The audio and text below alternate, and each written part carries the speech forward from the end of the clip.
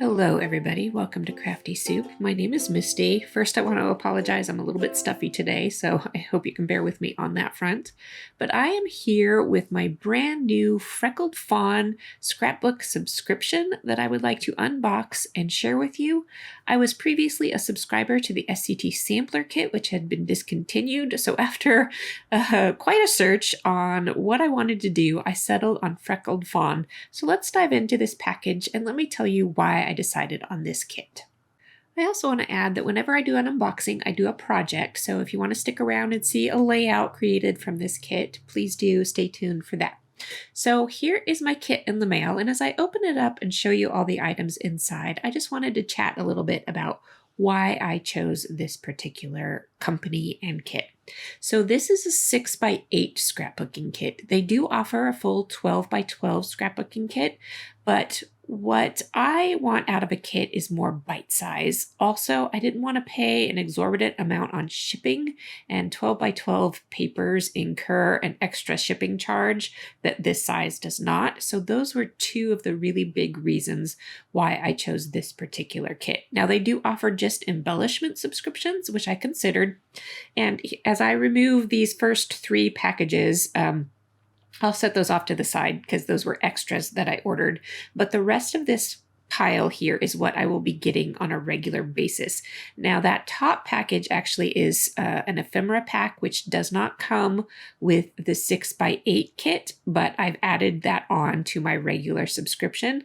And that's one of the things I really do like about Freckled Fawn, and I'll take a pause there again.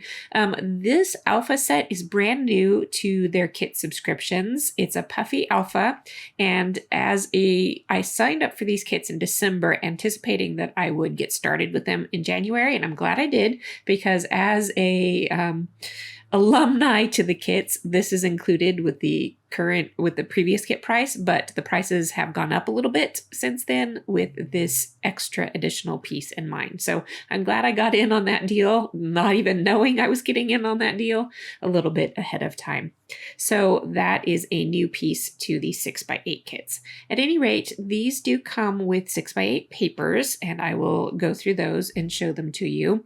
The previous SCT Sampler kits came with 6x6 papers, which I am totally comfortable using on 12x12 layouts. I have lots of videos showing tips and tricks and techniques for doing that. What I'm excited about the 6x8 patterns is that they're big enough to mat a 4x6 photo. That was definitely something that was challenging about the 6x6 papers, because it's big enough in one direction for a mat, but not in the other direction. So I am very much looking forward to working with this size of paper.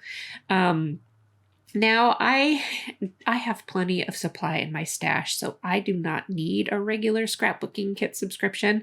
I just don't. But I'd like to get something new in the mail and something exciting to play with. So I really wanted a smaller kit that I could get in the mail and play with on a regular basis. And that is why I did like my SCT Sampler subscription kit. The one thing that I really liked about that kit is that it was a surprise each month. This one is not so much a surprise because you do get the kit reveal. However, I'm going to not pay as much attention to that reveal unless I want to order, a couple of extra things here and there, which I might do. But for the most part, I'm going to let the kit be what it is. Because of the way Freckled Fawn works, there are lots of different parts and pieces to their kit. Like here is washi tape sheets. And so you can subscribe just to washi tape sheets, or you can add those to some other embellishments for an ongoing subscription. And I really appreciate that about Freckled Fawn, because you can pick and choose the parts and pieces that work for you.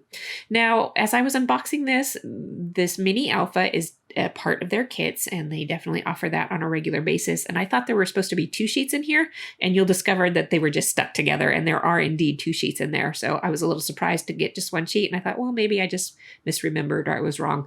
But you'll see when I go back to that sheet that there are definitely 2 sheets here. And then 2 sheets of these cardstock stickers, and both the alpha and the cardstock stickers are very nice and thick cardstock. So I really appreciate that.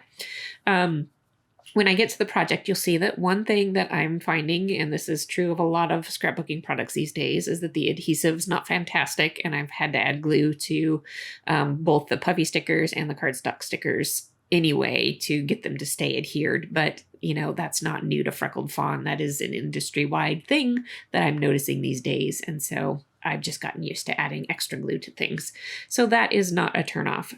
One thing that I really liked about this kit was getting some chipboard. I passed by that piece of wood veneer, and I love wood veneer, and it's gone out of style a little bit, but Freckled Fawn offers regular wood veneer pieces, and I am excited about that.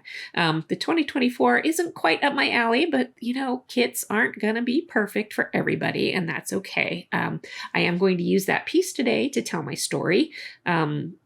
Because I have it, I might as well use it and let it lead into a story. So anyway, I am very excited about the chipboard. I'm very excited about wood veneer. They also offer enamel shapes, which this time is enamel dots. And from my understanding, I think it's pretty typically enamel dots, but they might have other shapes here and there, like arrows or stars or hearts or things like that. So I'm looking forward to that because I love using enamel pieces. So as I'm opening up this ephemera pack, which is not included in the main 6x8 kit, but I have added that on because I know I like ephemera pieces also. These are pretty thin. These are very lightweight. I want to say kind of newspapery-like, but even lighter than that. And I'm not sure how their ephemera pieces come typically, but there's a lot of them in here. Each of these little tickets has at least 3 pieces, or has 3 pieces to it. So there is a lot of them in here, and I think I will make good use of those. I did buy a second pack of those because I'd forgotten that I had ordered this as part of my kit, and it wasn't until after the fact that I went back and looked and realized what I had done. So at any rate, I will use them all, so it's okay that I've doubled up on that. All right, so that is what comes in a kit, and I am going to go ahead and share a project as I always do when I do an unboxing, so I hope you enjoy this.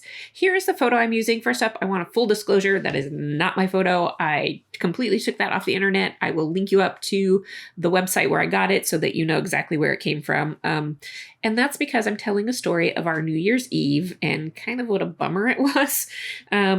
And I don't have any photos from the event because it was kind of a bummer.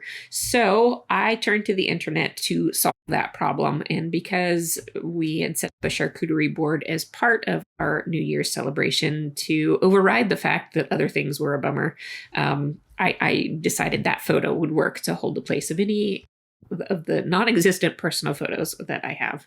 All right, so I've got a photo mat going on for my photo, and I'm happy right away. I am doing an 8.5 by 11 scrapbook page. Normally I do 12 by 12s.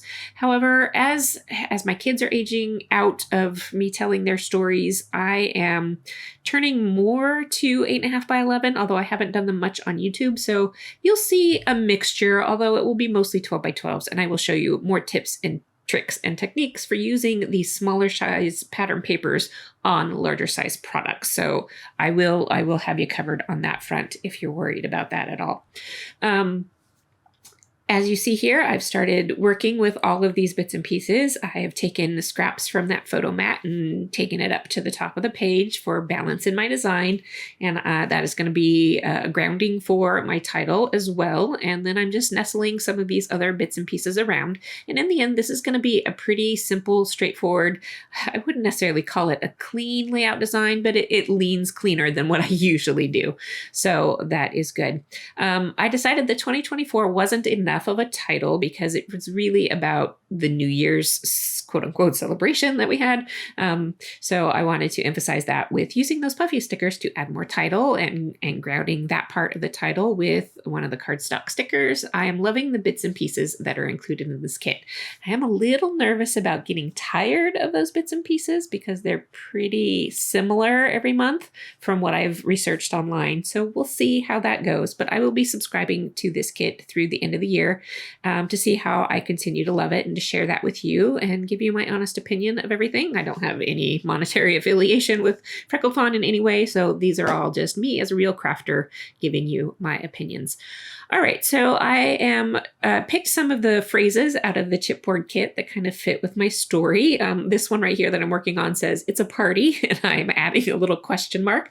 I'm really happy to see that there's punctuation with that puffy alpha. That's one thing that sometimes doesn't happen with alphabet sets, and so I'm really glad that there's punctuation there. I was very pleased with that little tidbit. I don't know if that will be the case every month. We shall see. That is something for me to learn as we go. And so I am grounding those little phrases on some more of these chipboard stickers. I am going, not chipboard stickers, sorry, cardstock stickers.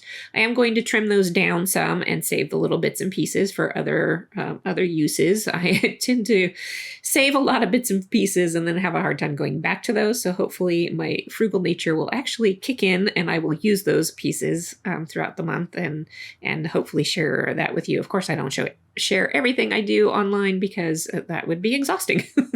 At any rate, I am creating a journaling spot and I love having pattern papers with grids to them, either ledgers or kind of plaid prints, and that's perfect for journaling. I love washi tape, but I must say that I don't use it nearly as much as I think I should. So getting these washi sheets in here is going to help kind of kick me into the habit of using it. And sometimes building a habit can create some, lasting techniques. So here's just very simple, taping my corners down. I will have to come up with more ideas for using this. And I actually have a whole video of washi tape ideas that I have shared, and I honestly don't use them on a regular basis, so I need to use them. I know them, I just need to use them.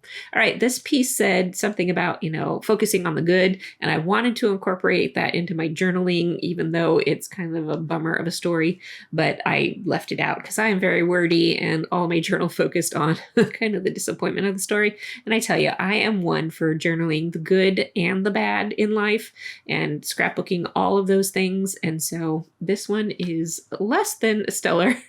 And if you want to read that journaling, you can go back and pause on that last still photo. So I hope by sharing this kit unboxing and project that I help you decide if these kits might be right for you, and also that you get some wonderful scrapbooking tips and tricks and ideas. I should be back on Friday with another video for you as part of a mixed media hop. And until then, I hope you have an artful day.